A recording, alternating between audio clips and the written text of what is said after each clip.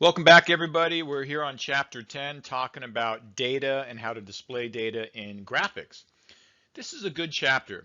You're going to be using graphics a lot in business, whether it's in reports or more commonly in presentations.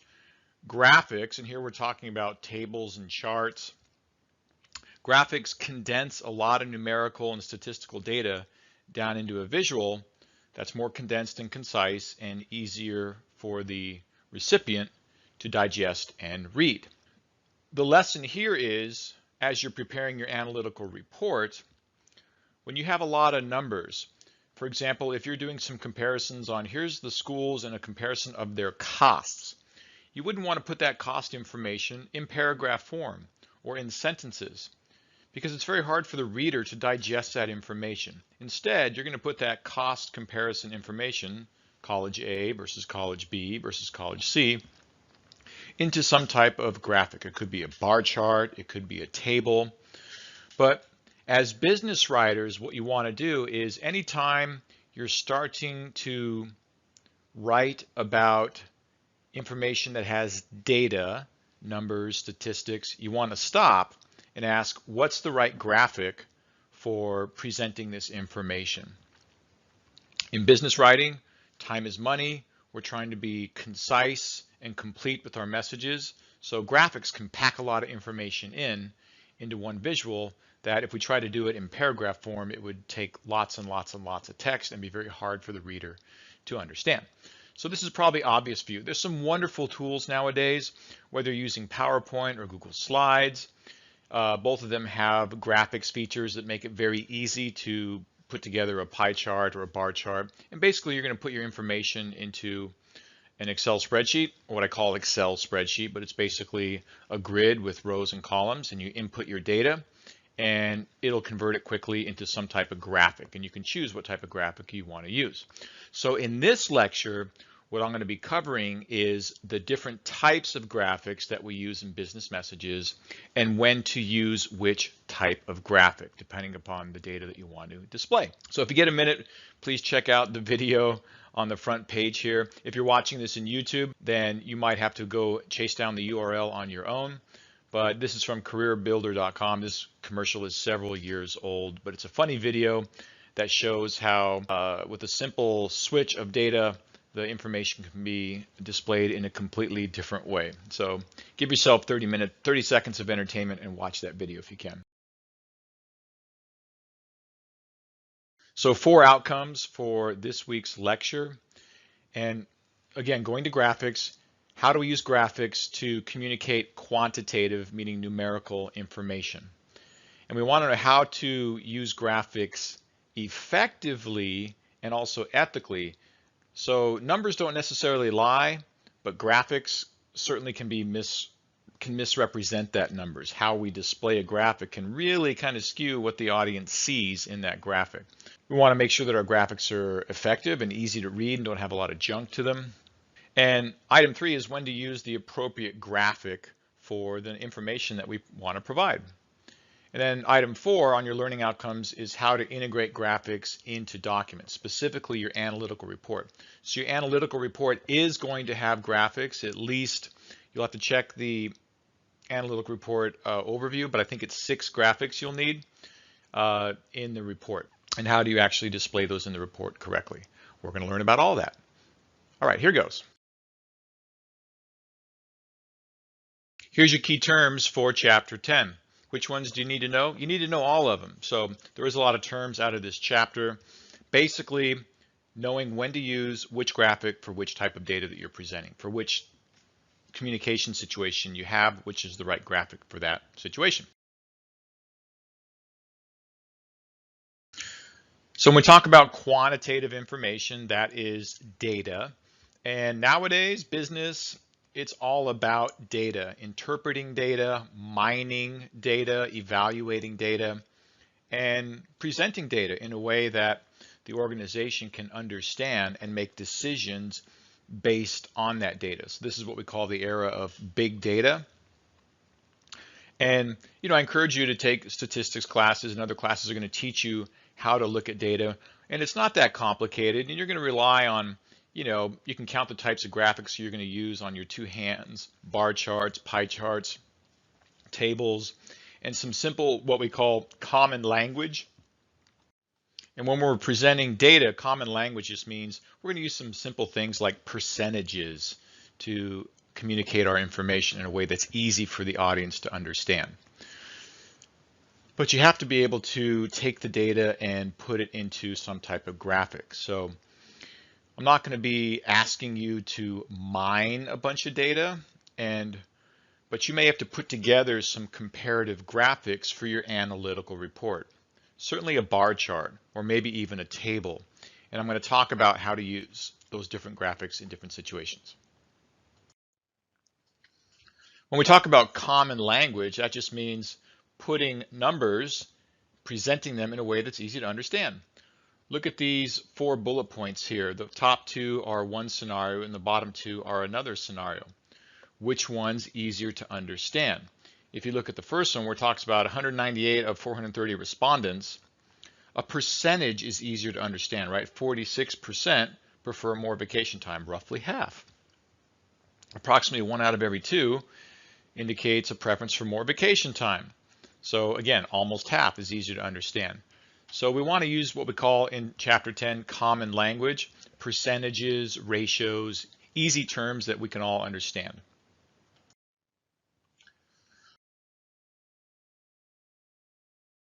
Ethical use of graphics, well, you can distort your information, your data in the graphic that you're using and kind of misrepresent the data that you're trying to represent. So before we decide, do we even need to use a graphic, you want to ask yourself, do we need a graphic to help clarify the information we're trying to convey? And in business, the answer is usually yes. So you're going to have less writing, less text in your analytical report, and more graphics. The common structure in your analytical report for working through your criteria points is going to be this. First, you're going to explain the criteria point. Our next criteria point is accessibility. For accessibility, we will be looking at the entrance requirement scores to access the graduate MBA program at these various schools. Okay, you told us what kind of data you're going to be looking at. And that'd be an opening paragraph. In the figure 1 below, we see how UCSD has the lowest entrance requirements of the 3 schools. And then you actually display the graphics. So you talk about what the criteria is in your first paragraph / sentence. In your second paragraph / sentence, you introduce the graphic that's going to be coming up, and you say as shown below in figure 1, or if it's on the next one, figure 2. Then you show the graphic. And the graphic typically has 4 parts to it. It has the title, it has the figure. The first graphic you show in a report is figure 1. The second one is figure 2, on down the line. You have your figure number, you have the title of your graphic, you have the actual graphic itself, a bar chart or a pie chart or a line chart or a table. And then beneath that you have the source, where the graphic came from, because it's numbers, so it came from a source. So all your graphics in your analytic report should have 4 elements: figure, title, graphic, and source. Anytime you have data that you need to convey to the audience, put it in a graphic. So for your criteria points, they're going to primarily have that structure of introduction of the criteria point, introduction of the figure that's coming up, then the graphic, and then following that, a quick closing paragraph that kind of reinforces who won that criteria point. So your criteria analysis is going to be very linear in your analytical report. So when we use graphics, we want to keep them simple, easy to read. They need to be consistent in how they're displayed. If you're going to the effort of putting together a graphic, in other words, the audience needs to be able to see it. Your analytical report is going to be a paper report, right, or digital paper. But more commonly in presentations, you're using a lot of graphics to convey information to the audience. I'm sharing with you in week 10, this week's lecture, an example of a PowerPoint slide deck that I did many years ago when I was at Jack in the Box. But you can see how it's stuffed full of graphics, and that's when I was a product manager for Jack in the Box, conveying to the executive management team, here's our research on breakfast consumption patterns, and here's my recommendation as the product manager on the products that we should be selling in our breakfast lineup and how we should feature them on our menu, and what the price points are and what products rose to the top with research, et cetera, et cetera. And it's a lot of graphics because it displays information in a more digestible way for the audience. So we'll look at that in a minute. Choosing the appropriate graphic to fit your objectives. So you can look at this figure in your text, and you see some of the common ones here. So I'm going to top line these, and then we'll go into more detail on each one. So the first one you see in the left of the slide is a table. So a table is kind of a go-to graphic that covers a lot of ground. So if you can't, let's say for example, one of your criteria points for your analytical report is the culture of the school. And if you're to compare culture, how do you compare culture? There's not really numbers to it, but there's a lot of information, right? So as you're looking at the culture criteria point, you want to look for some common threads that support that criteria point. What would be some common threads that relate to culture of a school? It could be what's the clubs and social components of the school. So you could have a social component. What are the athletic programs like? What are the career building job interaction components of the college? What percent of the student body lives on campus? So my point is, as you start looking for some common categories that support that criteria point, and as soon as you have those common categories, you can start putting that information into a table. Otherwise, you're going to be presenting a whole bunch of stuff. Here's some culture stuff about UCSD. Here's some culture stuff about USD. And here's some culture stuff about SDSU. The reader, me, looking at that information, doesn't understand how are you actually comparing all that information to clarify which college won the culture criteria point and why. So to make a bunch of information comparative, you can use a table.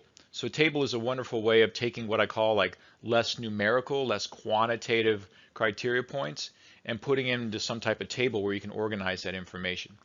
So you would have columns which represent your culture categories. We have athletics, we have social and clubs, we have percent of online campus housing, and maybe one other category. And then your rows would be the schools. And now you can simply take all that information, and instead of having a bunch of text about the culture of the schools, you could put it in a scorecard format, which is really what a table is. So when it came to housing on campus, we gave UCSD a 9 out of 10, we gave SDSU a 5 out of 10, and we gave USD a 2 out of 10. The winner here is UCSD. You get my drift? And then you can provide some additional information outside of the graphic to support that piece. So a table is good when you have a bunch of information that you have to display. It shows on this slide that to show exact figures, you can also use numbers, but if you have numbers, you're probably going to refer to one of the other graphics like a bar chart or a pie chart or a line chart because you have numbers, which makes it easier to create a graphic, a visual graphic versus a table. So that's the use of a table to organize a bunch of information into a way that's easier to see. The bar chart, the next one down there, that's the meat and potatoes graphic that's used a lot by business. The example they show here is what we call a stacked bar chart or a grouped bar chart. So this is, for example, maybe it's what's the postgraduate salaries of graduates from the MBA programs at the different schools. So if you look at this pretend graphic over on the first column of this slide, you see that there's 3 bar charts, and let's assume each bar represents a different school. And let's say the first one is USD, the second one is SDSU, and the third one is UCSD. And it looks like it's kind of hard to see because it's micro, but at the third one, UCSD is the winner on their total postgraduate salaries. And then maybe those little components within those vertical bar charts, we see the bottom is blue, and then the mid is magenta, and then it goes to some other colors, represents the composition of that salary, like how much of that is base salary and how much of that is maybe bonuses and stock options composing the total salary. Excuse me there, composing the whole salary number. So a stacked bar chart is basically like a pie chart within a bar chart. So bar charts are a wonderful tool. If you had to display all that information I just talked to you about, the postgraduate salaries of the 3 schools and how that salary total compensation was composed of salary and bonuses, how much text would it take to display that in an analytic report if you just had paragraphs? It would take a lot of text, right? And it'd be very hard for the reader to understand. A graphic, on the other hand, packs all that information into a comparative way. So you want to use graphics in your analytical report because it's going to enable you to compare the schools on each criteria point, and we as the reader can visually see who won. Your third graphic type is a line chart. So a line chart commonly is used for sales or trends over time. If any of you fiddle around with the stock market and you go on a stock quote site and you look at the 52-week average, which is how high and how low has the stock price been over the last year, 52 weeks, you're going to see a line chart that moves that up and down. So it's trends over time. On the bottom of the left there, you also see a pie chart, which is another standard, often used graphic in business communication. So a pie chart represents the percent of a whole. And this is the graphic that many students use incorrectly. For example, if you were to talk about the total market share or the total number of students, let's go back to the analytical report example. The total number of students served, enrolled at these 3 different colleges, SDSU, USD, UCSD. And you put that in a pie chart. You'd see, wow, UCSD has 10,000 students annually in its MBA program. I'm sure it's not that high. The Rady School of Management is pretty selective and expensive. Let's call it 5,000. 5,000 students annually go through the Rady MBA Graduate School of Business. For SDSU graduate, the MBA program, they have 4,000. And for USD, smaller school, private, expensive, let's say it's 2,000 annually, right? If you put that in a pie chart, it's meaningless because what you're really trying to do is display it in a bar chart. That's not percent of a whole. The percent of the whole is here's all the enrollment of all the schools that have graduate MBA programs in San Diego County, right? And you would show the percent that was UCSD, maybe it's 20%, the percent that was SDSU, and collectively that pie chart would represent all of the students that are enrolled in MBA programs in San Diego County. That's a proper use of a pie chart because you're showing percents of a whole. But if you use a pie chart just to show enrollment of the 3 schools, it's meaningless. It's meaningless because it's not taking into account all the other schools. So the proper way to display that would be with a bar chart. So a pie chart is used when you're displaying the percents of a whole. Salary, if you're talking about, let's talk about MBA salaries, postgraduate MBA salaries. And you know, the average post-graduation person with an MBA degree is $120,000 a year. And out of that $120,000, they have a base salary of $90,000. They have an expense account of $5,000. They have bonuses of $10,000 and other travel and fringe benefits. The remaining, whatever that number is, $5,000. That would be an appropriate use of a pie chart, and we would see those percentages going along. So if that's confusing to you, send me an email and I'll clarify it further. Pie charts are used to represent a percent of a whole. Going to the right side of this slide, you see a Gantt chart. There's Gantt charts and PERT charts. Basically, these are, as it says, to track progress towards completing a project. So this is used a lot in project management, and there's some great software there now, like Microsoft Office has Microsoft Project. So you can go in and move one date and it moves all the other ones around. And it shows how long things are going to take. When my sons did their Eagle projects, they had to put together these Gantt charts that showed here's how much time it's going to take to source the materials and do the fundraising, and here's how much work we're going to do on the first day, and it was all laid out in a Gantt chart. You probably won't have a use for Gantt charts in your analytical report because you're not really presenting any information about a project timeline. Maps obviously show geographic relationships, and maybe one of your criteria points for your analytical report on comparing the schools is you're evaluating 3 schools and you want one of your criteria points is proximity to home, because you're not going to be living on campus, you're going to be driving. So you could have a criteria point where you'd have a map and you could pinpoint where the schools are on that map, and we could visually see which one is the closest to your home, and that would satisfy a criteria point. Flowcharts show a process or a procedure. If you look at a company, their organizational chart, or org chart as it more commonly is called, it basically shows here's the CEO up top, here's all the VPs, here's the directors and the managers, and on down the line, and it's this big massive flowchart that shows who reports to who and how you move up and down the organizational ladder and the structure. That's an organizational chart. That's probably not something you're going to need in your analytical report as well. But if you were evaluating companies to work for and making a recommendation on which one's the best to work for and how quickly you could advance in your career, an org chart would be a wonderful tool to show we're going to start here as a coordinator of paperclips, and our goal is to move up to director of paperclips in the next 5 years. You could use a flow chart, an org chart, to display that. And of course, photographs.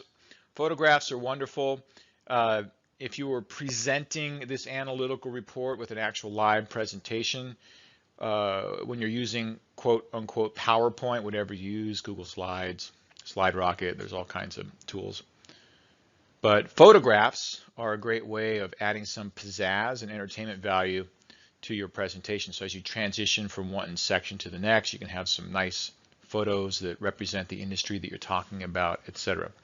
You won't need any photographs for your analytical report. And in fact, to clarify this, photos do not count as graphics in your analytical report.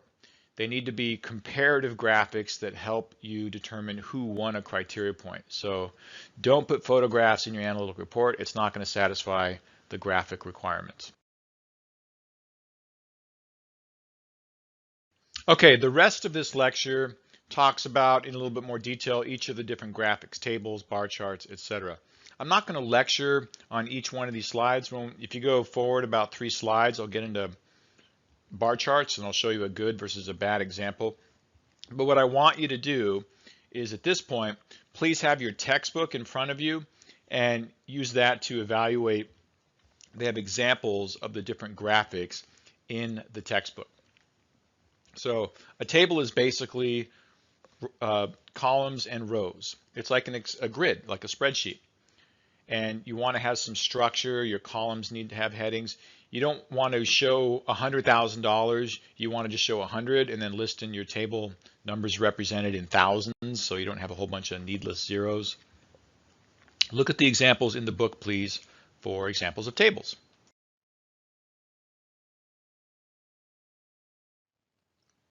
Same for bar charts. A segmented bar chart is as I call it, a stacked bar chart where it has the percents of the whole, like salary, and then the components of salary within there stacked. So that's a very powerful graphic. That's got a lot of information packed into one bar chart. Pictograms are simply bar charts that have used pictures instead. When I worked at Jack in the Box, this is back when we still sold antenna balls, which are pictures of Jack's head, and we used to sell them at the drive-thru, and people could put them on their antenna, and we would have holiday versions and Halloween versions. And when I was a regional marketing manager, I would go out and talk about sales, because we would do contests on stores for who could sell the most antenna balls. My bar chart would have antenna balls stacking up, right? So that's a pictograph. So you use a symbol or a picture to illustrate the actual bar chart. I'm going to skip this slide. You can read through this on your own. But let's actually look at a bar chart. So you see in the top right of this slide, I have a notation that says errors in scale and format. Let me explain what each of those are. Errors in scale is simply your XY axis. So we see here that this bar chart is displaying the number of units and how many units are sold by year. And it looks like in 2009, Kennedy Enterprises had a good year, and 2010 was their worst year. So errors in scale, we don't know if 100 is the total number for Kennedy Enterprises, and it looks like they have a data point at the top there that is meshing in with the title, and it's actually the total is 1010. So the actual number is higher than they have shown in their graph. That's an error in scale. It's your XY axis. So when you create a graphic, a bar chart, for example, the default setting is it's going to have your numbers start at 0 and go somewhere above what your highest number is. But you can change your scale on your graphic. It's kind of like when you pinch zoom something on, a picture that you're viewing on your phone, and you pinch zoom things open. You can change that. So I would probably, on this graphic, start the graphic at 300 or 400 and take it up to 1100. And then the bar charts would all fit within the graphic. Does that make sense? So that's the vertical scale. So that's issues with scale, and sometimes you might have a bar chart where maybe in 2010 their sales were 150, right, for Kennedy Enterprises in 2010. Right now we see that yellow, it was actually 640, but let's assume it was 150. That wouldn't even show on the graphic, right? It'd be below their starting point of 200. So we'd want to change the graphic starting point, the x-axis, the vertical axis, to say 100. And that way we could see the actual numbers. The bar chart would actually show up on the graphic. So you want to pinch zoom and kind of crop it and fit it in, and that's what we mean when we talk about scale. And you can set your data values on the x and y axis to do that when you create the graphic. Errors in format are simply how does it look. So scale is about, are you using the right data points to show the graphic, and errors in format are things like we have a title that is running into a data point. We've got some ugly colors here. You want your graphics to pop, so that means primary colors like red, green, blue, black, white on black, or black on white is like the highest contrast, right? So you don't want to have colors competing. Other than that, this graph is okay. The data points, the blue, we have blue bar charts against a blue background. So that's kind of competing for our eyes visually. So you want to clean it up. White backgrounds, primary colors, make the thing pop as much as possible. So this is an ineffective bar chart. A better version, we see here, this bar chart has a more rich title, Housing bubble impacts inflation adjusted house prices, December 2005 to 2007. You can see this is a way back, but it's just an example. And we see the housing bubble in New York, and blue is 2005, and magenta is 2006, and your forest green, whatever that color is 2007.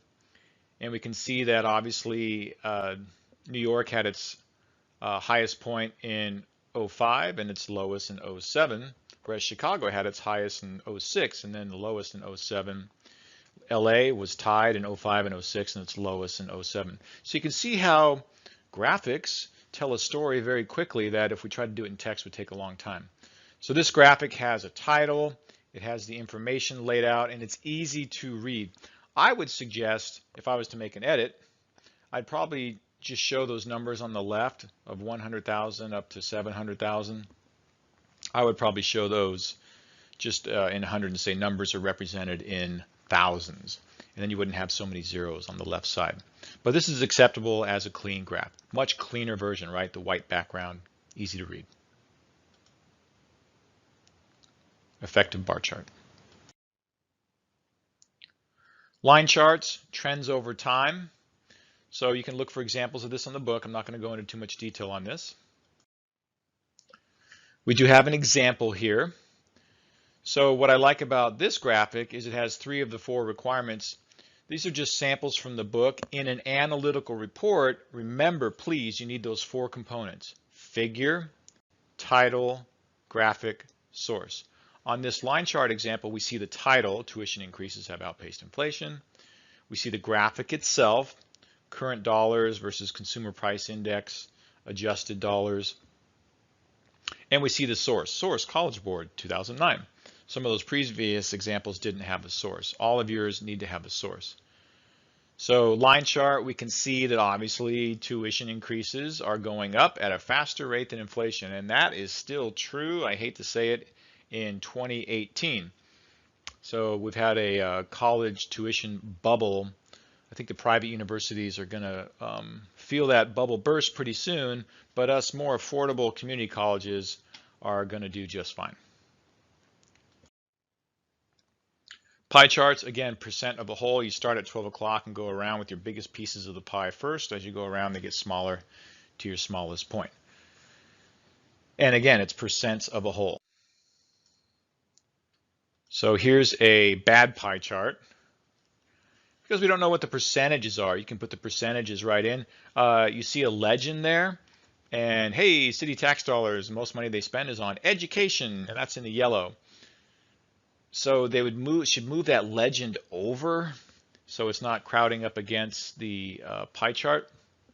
We should have a source, and you can see how the red is smaller than the blue, and it should go biggest to smallest, and the kind of pinkish color is smaller than the green that follows it.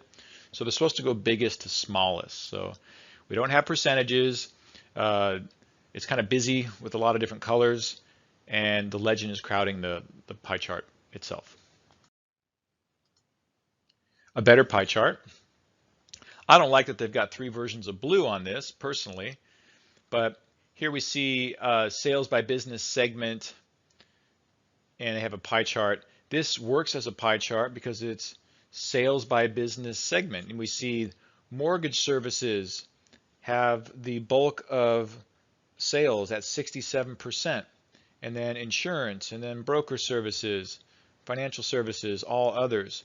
So as we look at how much of, I'm assuming this is home sales. For home sales, how much are they getting of that, that when they sell a house, how much do they get? So the mortgage gets the most. That's about 7% of that sales price goes to a mortgage service that's going to service a loan. Insurance comes in and they're getting about 14%, et cetera, et cetera. So, and then it has all other, which makes it comprehensive of out of all the total sales in the real estate market, here's how the different service providers, what they get as far as percentages. And we have a source. This graphic is actually complete. It has a figure, it has a title, it has the graphic itself, and it has the source. Those are the four components that we need. I'd probably change some of the colors. Like I said, there's too much blue.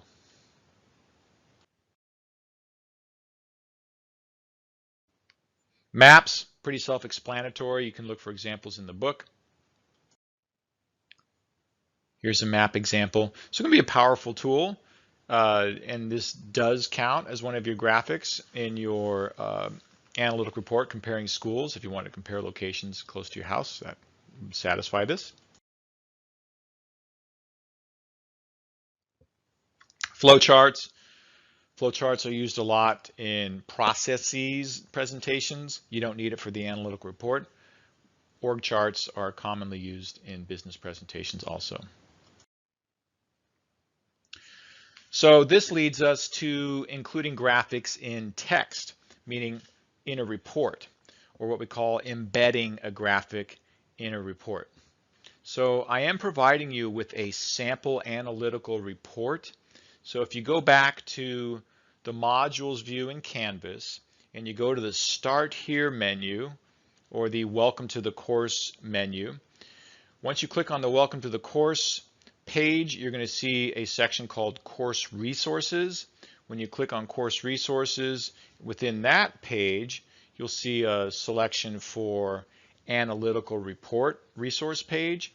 You click on that resource page, and that's going to take you into the analytical report, and there's a sample analytical report in there where you'll see a student's report from a prior semester, a different topic, and how they actually displayed that information of putting the graphic within the text of the report.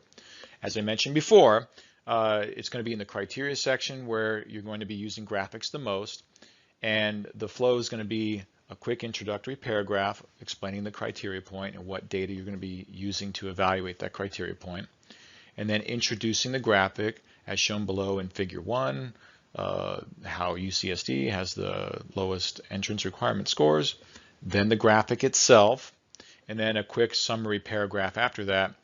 This, as you can see from the graph, UCSD is clearly the winner with the lowest entrance requirements of a GMAT score requirement of 647, whatever.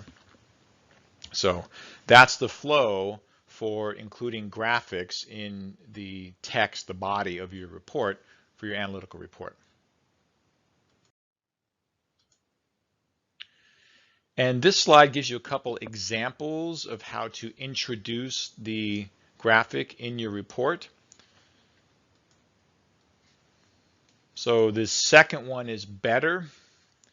The one above it is okay too. As shown in Figure 1, if it was your very first graphic, about 2/3 of consumers prefer to shop in suburban areas rather than the city.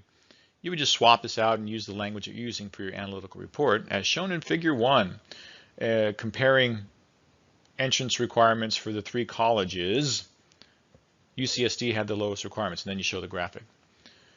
So you actually want to put the, as shown in Figure 1, the reference, the pointer to the figure, which is the graphic, at the end of your introductory sentence / paragraph. So the second example is the best one here because it gives you the information you need first and then says where it is in the report.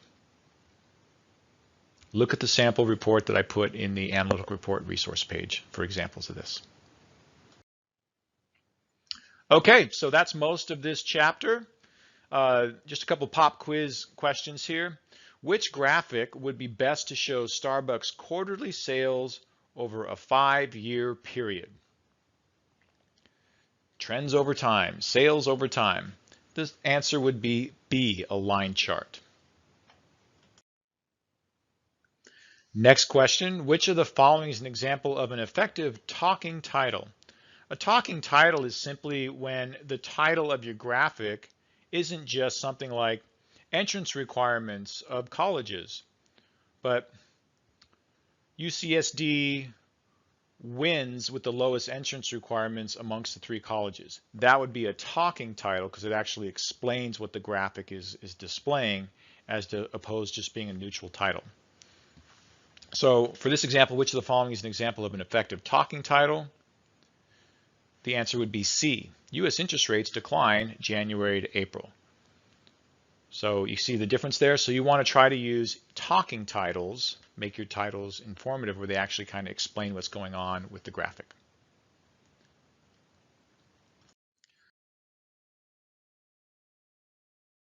All right, that covers graphics, chapter 10. I know it might sound like a bit of a yawner topic, but it is actually really important that you understand how to use graphics correctly, because they're going to be a tool you use all the time in business for presentations, for communicating data.